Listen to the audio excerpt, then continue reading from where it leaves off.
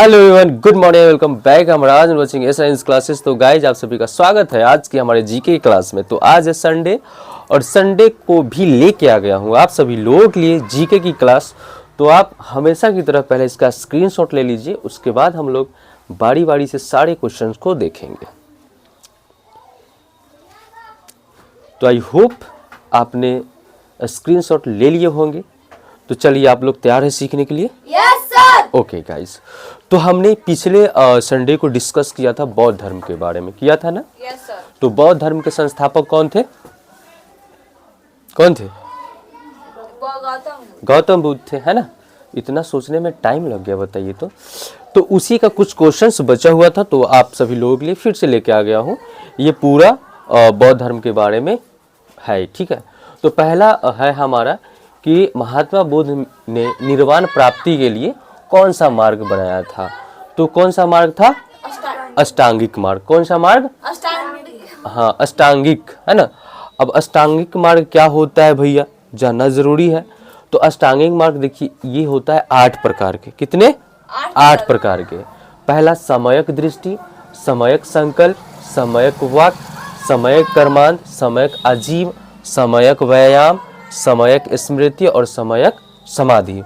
अब ये 8 का मतलब आप लोग को हम बोर्ड पे तो नहीं लिख पाए हैं। वजह क्या था कि उसका बड़ा बड़ा हो जाता, इसी में आपका कहानी खत्म हो जाता। तो मैंने अपने नोटबुक में बनाया है और आप लोग इसके बारे में लिख सकते हैं। तो कलम को भी उठाइए और लिखना चालू कीजिए। तो हमारा पहला है आपका समयक दृष्टि, है ना। तो समयक दृष्टि का मतलब क्या होता है? इसमें 4 आर्य सत्य बताया गया है, जिसमें दुख, ठीक है, आप लोग लिखते रहेंगे। पहला दुख, दुख का कारण, दुख का निवारण और निवारण का मार्ग, ठीक है। मतलब उसको सही ढंग से समझना ही क्या होता है? समयक दृष्टि होता है, ठीक है। सेकेंड हमारा समयक संकल्प। इसमें बताया गया है आपका राइट इंटेंशन या राइट थॉट जिसको बोलते हैं, सद्भाव, अहिंसा और निस्वार्थता, है ना, के विचारों का विकसित करना, ठीक है। ये समयक संकल्प हुआ हमारा। समयक वाक, इसमें कहा नहीं, समयक संकल्प में ये हो गया।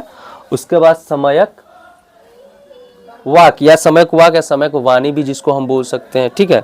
इसमें झूठ, कठोर वचन, निंदा और व्यर्थ की बातें न करने के लिए बताया गया है। सत और मधुर बोलने के लिए बताया गया। कहा जाता है गाइज कि मधुर बोलने वाला का मिर्ची भी बिक जाता है और कड़वा बोलने वाला का शहद भी नहीं बिकता है ना। तो ये चीज ध्यान रखना है, ठीक है। उसके बाद चौथा हमारा बताया गया समयक कर्मांत, है ना। मतलब हत्या, चोरी और व्यभिचार जैसे हानिकारक कार्यों से बचना है आपको, ठीक है। उसके बाद सदाचारी काम करना है, मतलब आपको चोरी चकारी नहीं करना है, ईमानदारी से काम करना है, ठीक है। उसके बाद हमारा है समयक आजीव, ठीक है। समयक आजीव का मतलब होता है कोई ऐसा व्यवसाय न करना जिससे दूसरों को हानि हो। ध्यान रखेंगे कि कोई ऐसा व्यवसाय न करना जिससे दूसरों को हानि हो, है ना।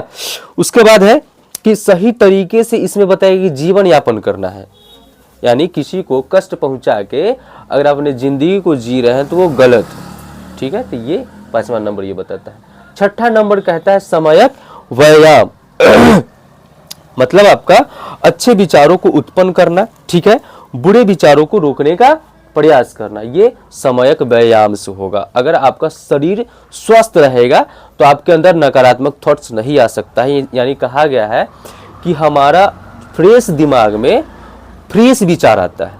यानी शरीर आपका स्वस्थ है तो विचार भी आपका अच्छा आएगा। शरीर अगर स्वस्थ नहीं है तो विचार भी बुरे आएंगे। इसलिए कहा गया है कि समयक व्यायाम करना। उसके बाद है समयक स्मृति, है ना, 7वां नंबर, जिसमें बताया गया है कि शरीर, भावनाओं, मन और घटनाओं के प्रति जागरूक रहना चाहिए, है ना, स्मृति, ठीक है। और 8वां हमारा है समयक समाधि, यानी ध्यान के माध्यम से मन को एकाग्र करना। ध्यान के माध्यम से मन को एकाग्र करना, जिससे उच्च ज्ञान और शांति हमको प्राप्त। यानी लास्ट वाला में बताया गया कि आप मेडिटेशन यानी ध्यान करना चाहिए, हम सभी को ध्यान करना चाहिए, ठीक है। तो ये इनका अष्टांगिक मार्ग में ये बताया गया है। और कहीं ना कहीं ये सारे चीज जो बताया गया है अगर हम करते हैं तो हमारा लाइफ बिल्कुल डिफरेंट हो जाएगा, ठीक है। और हम भी बौद्ध जैसा बन सकते हैं, है ना। चलिए आगे बढ़े। महात्मा बुद्ध ने ईश्वर के बारे में क्या कहा? तो उन्होंने कहा भैया कि ईश्वर नहीं है और ना ही आत्मा को वो मानते थे, है ना। और जस्ट सेम बात जैन धर्म में भी महावीर जी ने वो भी ईश्वर को इनकार कर दिए थे, ठीक है। मतलब कहने का मतलब ये लोग महान लोग ईश्वर को इनकार कर देने का वजह था। अगर आप लोग से भी हम सवाल करेंगे तो आप लोग भी कहिएगा बात तो सही है। अगर कहा जाता है कि ईश्वर है, सच में ईश्वर है, तो ईश्वर के मंदिर से सोना चांदी चोरी हो जाना, तो ईश्वर कहाँ गए? ईश्वर अगर है तो इतना कठोर ईश्वर नहीं जो पूरा संसार बना, जो छोटा छोटा बच्चे की जिंदगी में रेफ लिख देता है, उस समय भगवान कहाँ गए? उसमें क्या उस छोटी बच्ची का चीख सुनाई नहीं देता है भगवान को? तो ये सब सोचने के बाद आपको फील हुआ कि सच में भगवान नहीं है। अगर ईश्वर है तो फिर जातिवादी का बंधन में क्यों बांधा? सब उसी का संतान थे ना। फिर जातिवादी के बंधन में कोई ऊंच कोई नीच, कोई गरीब कोई अमीर, ऐसा नहीं होना चाहिए था। सब बराबर है। कितना अच्छा मतलब दुनिया बनाए, उसमें भेदभाव वगैरह वगैरह डाल दिए। तो कहीं ना कहीं ये लोग अपने जगह पे सही है। अगर आप भी सोचिएगा तो आप भी मतलब आपको भी लगेगा कि बात तो बिल्कुल उन्होंने सही कहा कि वाकई में अगर ईश्वर है तो ईश्वर के मंदिर से ही सोना चोरी हो जाता है, तो ईश्वर कहाँ चले गए भाई उस समय? तो ये चीज सोचने वाली बात है। हालांकि जो मान रहे हैं उनके लिए हम विरोध नहीं करते हैं भाई, आप मानिए, कोई दिक्कत नहीं है ना। जिसको मानना है माने, जिसको ना मानना है ना माने, कोई दिक्कत नहीं है, ठीक है। आगे हम लोग चले। आगे कहता है कि बौद्ध के धर्म के त्रिरत्न कौन है? तो हमारा क्या है? बुद्ध, संघ और धम्म, ठीक है। ओके, तो हम अब आएंगे 5वां नंबर पे। बौद्ध धर्म के पूजा स्थल को क्या कहा जाता है? तो क्या कहा जाता है? चैत्य मंडल कहा जाता है। जिस प्रकार से हम लोग जो आपका हिंदू धर्म है उसको पूजा स्थल को क्या बोलते हैं? मंदिर बोलते हैं। मुस्लिम लोग मस्जिद बोलते हैं, है ना। क्रिश्चियन लोग क्या बोलते हैं उसको? चर्च बोलते हैं। क्या बोलते हैं? चर्च बोलते हैं, है ना। तो उसी प्रकार से बौद्ध धर्म के पूजा स्थल को हम लोग चैत्य मंडल कहते हैं, ठीक है।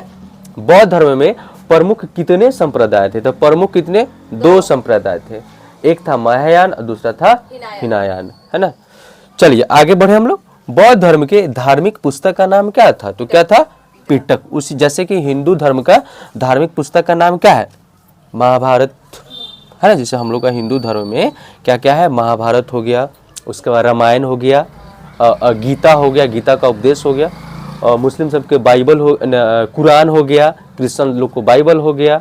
तो इस प्रकार से इसका भी किताब है जिसका नाम है पीटक। आगे बढ़े। पीटक कितने प्रकार के हैं? तो पीटक जो गाइस था वो 3 प्रकार के था। विनय पीटक, सुत्त पीटक और अभिधम्म पीटक, ठीक है। अब तीनों का क्या क्या होता था तीनों में ये देख लीजिए, मतलब देख सकते हैं आप। तो कहता है कि बौद्ध ग्रंथ में किस चीज का वर्णन था? तो सुत्त पीटक में देख सकते हैं आपके बौद्ध धर्म के सिद्धांतों का उल्लेख किया गया था। विनय पीटक में बौद्ध संघ के नियम दिए गए थे कि आखिर ये हर चीज को चलाने के लिए नियम बनता है ना। एक छोटा सा संस्था चलाते है उसके लिए भी नियम बनता है कि टाइम पे आना है, टाइम पे जाना है, क्लास में हल्ला नहीं करना। उसी प्रकार से इनको चलाने के लिए भी कुछ नियम कानून बनाए गए थे, ठीक है। उसके बाद अभिधम्म पीटक में बौद्ध दर्शन के व्याख्या किया गया था इसमें, ठीक है। लास्ट प्रश्न हमारा है कि महात्मा बुद्ध का सबसे प्रिय शिष्य कौन था? तो कौन था? आनंद। और यहीं पे समाप्त होता है बौद्ध धर्म की कहानी, ठीक है। तो फिर अगला संडे को लेके आएंगे आप सभी लोगों के लिए बहुत ही इंपॉर्टेंट टॉपिक। वो टॉपिक रहेगा what next day will be discuss. फिर मिलते हैं नेक्स्ट वीडियो में, तब तक के लिए जय हिंद, जय भारत।